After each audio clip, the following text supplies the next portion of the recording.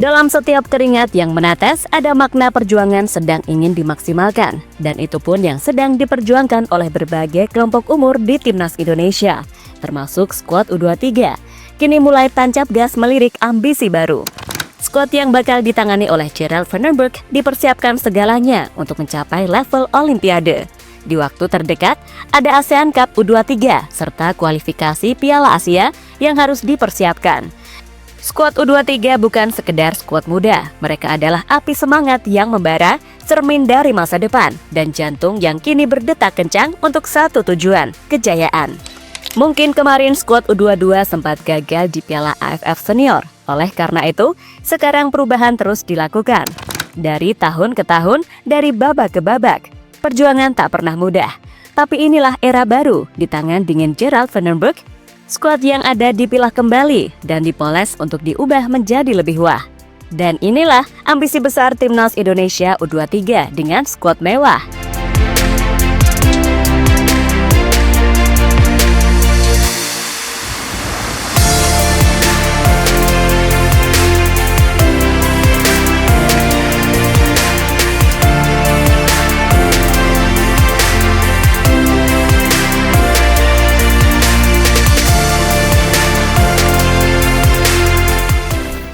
Setiap hari yang berlalu, rasanya tak elok kalau nggak mengikuti step by step perkembangan Timnas Indonesia. Kali ini, ada skuad yang baru dibangunkan oleh legenda Belanda Gerald Van den Berg.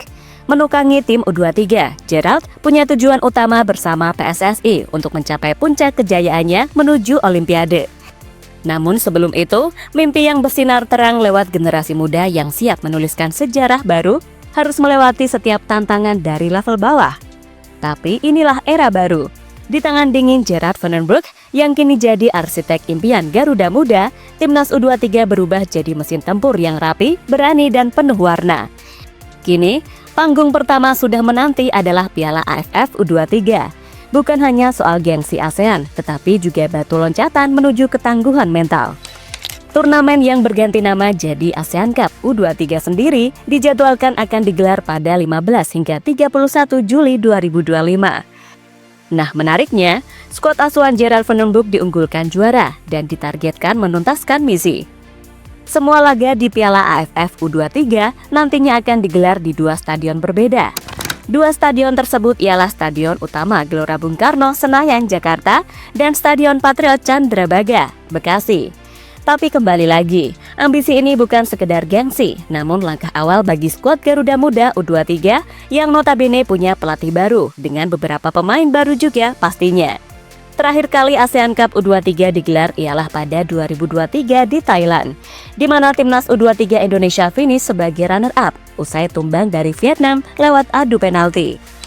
Adapun pemain-pemain yang memperkuat Timnas U23 Indonesia kala itu ialah Hernando Ari, Robby Darwins, Beckham Putra, Muhammad Ferrari, Arhan Fikri, Alvendra Dewangga, Ramadan Sananta, dan lainnya.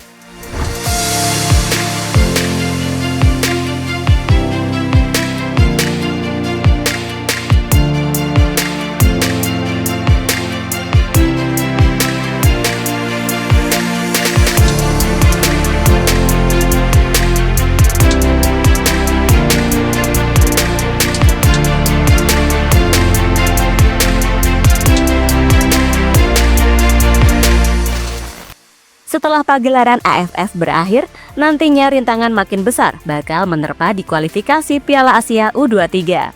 Pada bulan September 2025, kualifikasi menuju Piala Asia akan digelar di berbagai negara.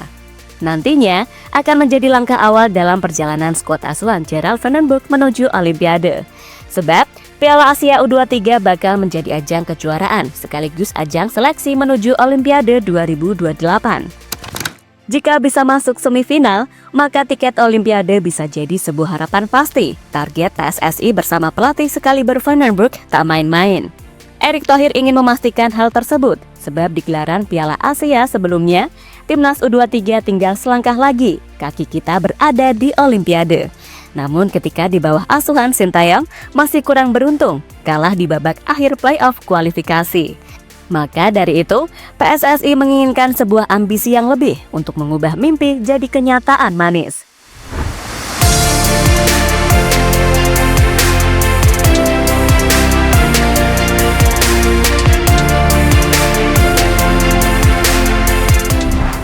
Menariknya, pada langkah awal kualifikasi Piala Asia U23, PSSI juga terus mengejar keuntungan buat Garuda Muda, di mana dari 11 negara yang bisa jadi tuan rumah.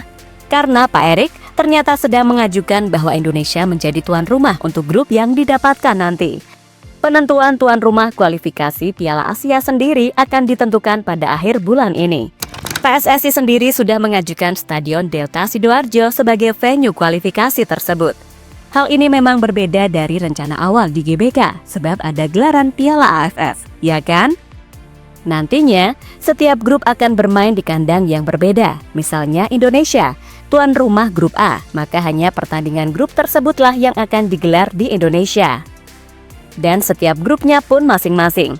Dari seluruh tim Asia yang ikut kualifikasi, grup yang akan berisi 4-5 peserta. Nah, undian pembagian grup berlangsung pada bulan Juni mendatang. Dalam hal ini, Gerard Van den Broek sendiri sepertinya tak akan mendapatkan grup yang sulit-sulit amat. Pasalnya, Garuda Muda masuk dalam pot 1 bersama tim raksasa Asia lain, macam Jepang, Uzbekistan, Irak, Korea Selatan, Qatar, Arab Saudi, Tajikistan, Cina, dan Kuwait.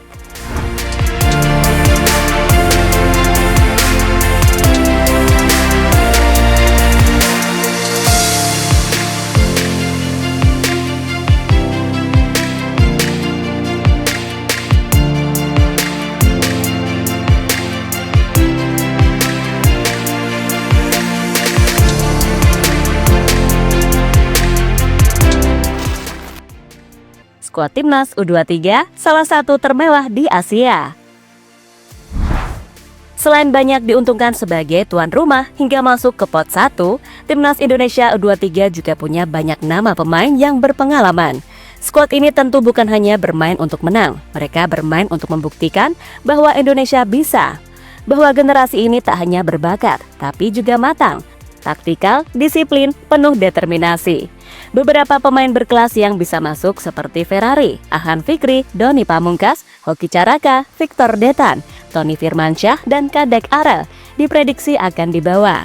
Hingga beberapa pemain abroad layaknya Marcelino Ferdinand, Ivar Jenner, Justin Hubner, Rafael Struijk, Jens Raven, serta Dion Max, Tim Geppens juga wajib diperhitungkan matang-matang.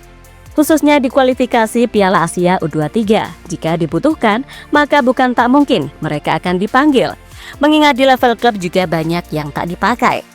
Terutama pemain yang berpengalaman seperti Marcelino sangat penting bisa jadi pemecah kebuntuan pada setiap laganya.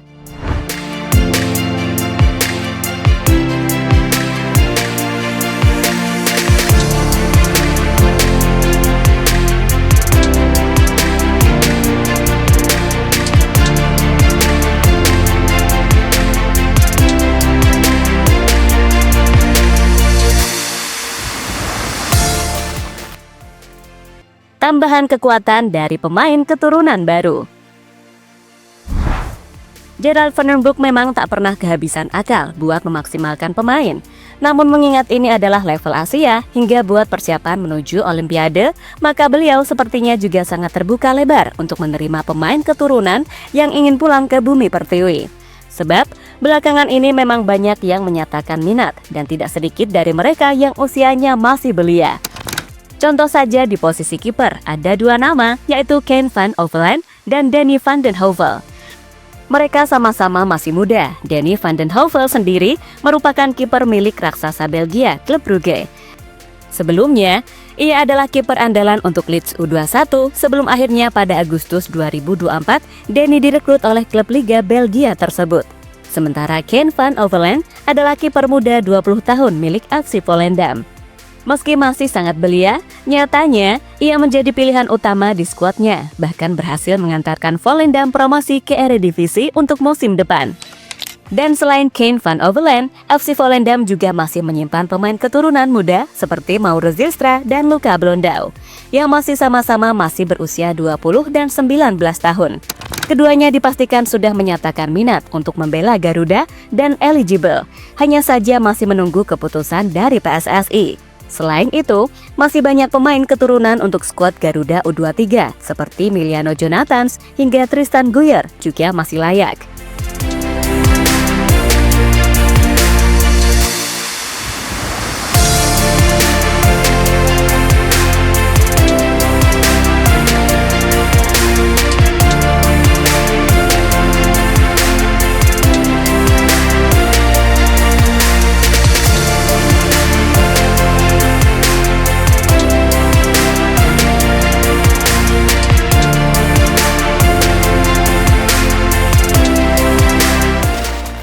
Ya, mau bagaimanapun misi juara bukan mimpi kosong. Mungkin skuad sekarang sudah mewah, berisikan bakat terbaik negeri. Mulai dari nama-nama yang bersinar di Liga, hingga mereka yang menimba ilmu di Eropa. Dan buat level ASEAN, cukuplah. Tapi lagi-lagi di level Asia, kita wajib memperkirakan matang-matang untuk bersaing di level tertinggi. Hingga masuk Olimpiade 2028 pun harus tetap bersaing. So, gimana menurut kalian? Ketik pendapatnya di kolom komentar dong cuy.